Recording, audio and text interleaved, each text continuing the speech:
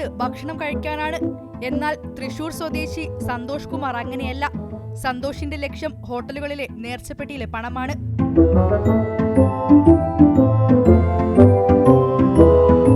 September 23-ന് Kozhikode Nallalam Areekkad Hot Bake എന്ന ഹോട്ടലിൽ നിന്നും ചായ കുടിച്ച ശേഷം പണം നൽകുന്നതിനിടെ ക്യാഷ് കൗണ്ടറിൽ സൂക്ഷിച്ച ദയാ ചാരിറ്റബിൾ ട്രസ്റ്റിന്റെ പണമടങ്ങിയ ചാരിറ്റി ബോക്സ് പ്രതി മോഷ്ടിക്കുകയായിരുന്നു.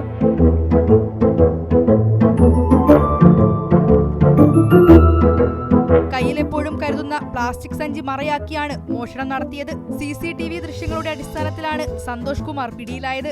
തൃശൂർ റെയിൽവേ സ്റ്റേഷനിൽ നിന്നും പ്രതിയെ പോലീസ് കസ്റ്റഡിയിലെടുക്കുകയായിരുന്നു. കഴിഞ്ഞ മാസം പന്തീരാങ്കാവ് പുത്തൂർ മഠത്തിലെ ബിന്ദു ഹോട്ടലിലും പ്രതി മോഷണം നടത്തിയിട്ടുണ്ട്.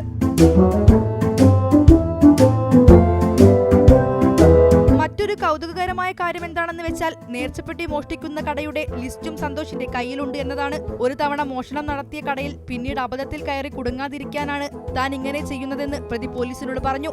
ഇതുവരെ മോഷണം നടത്തിയ കടകളുടെ പട്ടിക സന്തോഷിന്റെ വീട്ടിൽ നിന്നും പോലീസ് കണ്ടെടുത്തു.